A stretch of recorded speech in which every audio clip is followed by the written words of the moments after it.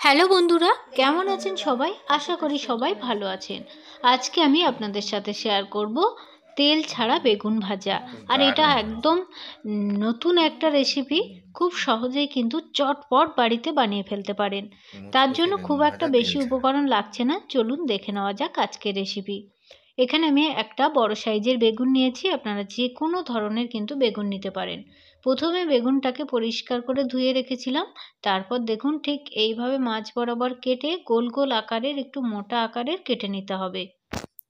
ঠিক এইভাবে কিন্তু আমি অনেকগুলো পিস করেছি। একটা বেগুন বড় হলেই অনেকগুলো কিন্তু পিস হয়ে যাবে। ঠিক এইভাবে মোটা আকারের কেটে নিতে হবে। দেখুন বেগুনগুলো কেটে আমি জলের মধ্যে রেখেছি।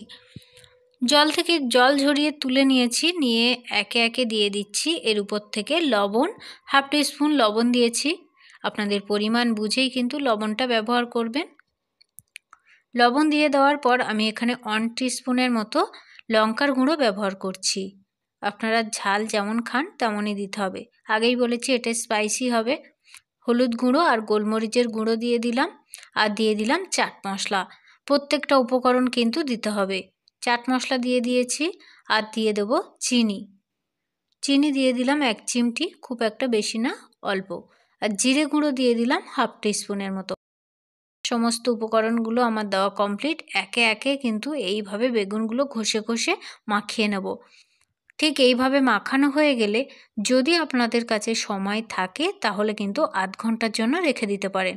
আমি এখানে 10 মিনিট রেখে দিয়েছিলাম। ঠিক এইভাবে কিন্তু ম্যারিনেশনের জন্য রেখে দেব। তাহলে লবণ মশলাগুলো ভালোভাবে বেগুনের মধ্যে মিক্সড হবে। অন্যদিকে 2 থেকে 3 চামচ চালের গুঁড়ো দিয়ে দেবো। আর 3 থেকে 4 চামচ দিয়ে দেবো বেসন। ঠিক 4 চামচের মতো বেসন দিয়ে লবণ দিয়ে দেবো 1 চিমটি। আর সামান্য হলুদ আর হালকা অল্প কাশ্মীরি লঙ্কার গুঁড়ো, জাস্ট এটা কালারের জন্য। সম্পূর্ণ অপশনাল, চাইলে দিতে পারেন, না চাইলে স্কিপ করতে পারেন। ঠিক এইভাবে শুকনো মশলাগুলো মাখিয়ে নেব। নিয়ে ম্যারিনেশন করা যে বেগুনটা এই গুঁড়োর মধ্যে দিয়ে কিন্তু ভালোভাবে উপর নিচ করে মাখিয়ে নেব। পুরটা যেন মোটা থাকে, তাহলে মুচমুচে হবে আর খাস্তা হবে। দেখুন এইভাবে কিন্তু ঝেড়ে ঝেড়ে আমি একটা প্লেটের উপর রেখে দেবো। সব বেগুনগুলো এইভাবে আমি চটপট রেডি করে নেব। যারা প্রথমবার আমার চ্যানেল দেখছেন প্লিজ প্লিজ চ্যানেলটাকে সাবস্ক্রাইব করার অনুরোধ রইল। আর যারা ইতিমধ্যে সাবস্ক্রাইব করে নিয়েছেন তাদেরকে অসংখ্য ধন্যবাদ। যারা তেল একেবারে পছন্দ করেন না তাদের জন্য মূলত এই টিপস। আর যারা একবারও এখনও বানাননি বাড়িতে তাদের জন্য এই টিপসটা রইল। একবার হলেও কিন্তু বাড়িতে ট্রাই করতে পারেন। কড়াইটা আমি ভালোভাবে গরম করে নিয়েছি। দেখুন একে একে কিন্তু আমি সাজিয়ে দেবো কড়াইয়ের মধ্যে। ঠিক এইভাবে কিন্তু সাজিয়ে দিতে হবে। গুঁড়োটা একটু অবশ্যই ঝেড়ে নেবেন, কোনো রকম যেন ডাস্টগুলো কড়াইয়ের মধ্যে না পড়ে। তাহলে কি হবে, পুড়ে যাবে আর নোংরা হবে কড়াইটা। ঠিক এইভাবে কিন্তু একে একে সাজিয়ে দেব। সম্পূর্ণ আপনাদের চোখের সামনেই করছি, দেখলেই বুঝতে পারবেন। একদম তেল কোনো রকম আমি এখানে ব্যবহার করিনি।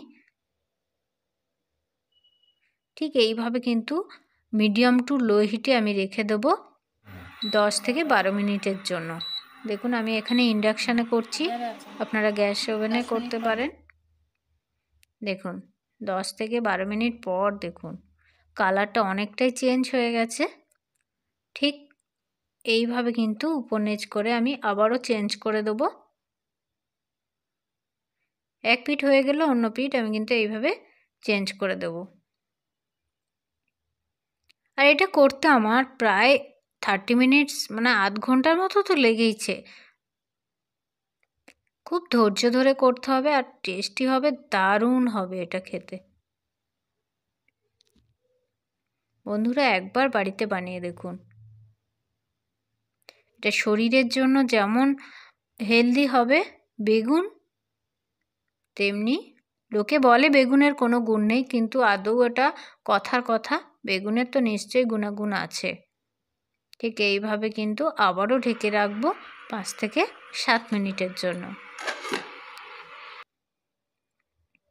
আবারও আমি হিটটা একটু কমিয়ে দেব। সব সময় এটা ননস্টিকের কড়াইয়ে করার চেষ্টা করবেন, তাহলে কিন্তু বেগুনটা ভাজতেও সুবিধা হবে। ননস্টিকের কড়াইয়ে সবসময় তেল ছাড়া জিনিস ভাজতে কিন্তু দারুণ হয়। এটা কিন্তু মাটির উনুনে কিংবা গ্যাসে করলে অনেকটা পুড়ে যাওয়ার চান্স থাকে। আমি আগে কয়েকবার বানিয়েছি কিন্তু অতটা আমার ভালো লাগেনি। এইভাবে কিন্তু ইন্ডাকশানে করেছি, ননস্টিকের কড়াই দারুণ হয়েছে। দেখুন আমার ভাজাটা হয়ে গেছে। এটা ভাজতে 30 মিনিট টাইম লেগেছে, তার মধ্যে দেখুন কমপ্লিট। এবার গরম গরম কিন্তু রুটি, পরোটা কিংবা ভাতের সঙ্গে খেতে পারেন। কেমন হলো আমার রেসিপিটা অবশ্যই কিন্তু কমেন্ট করে জানাতে ভুলবেন না। দেখুন আমি একটা ভেঙে দেখাচ্ছি, কতটা সুন্দর মুচমুচে আর সেদ্ধটা কত সুন্দর হয়েছে। দেখুন কতটা সুন্দর সেদ্ধ হয়েছে। সবাইকে ধন্যবাদ। সবাই ভালো থাকবেন। দেখা হবে নেক্সট ভিডিওয়ে।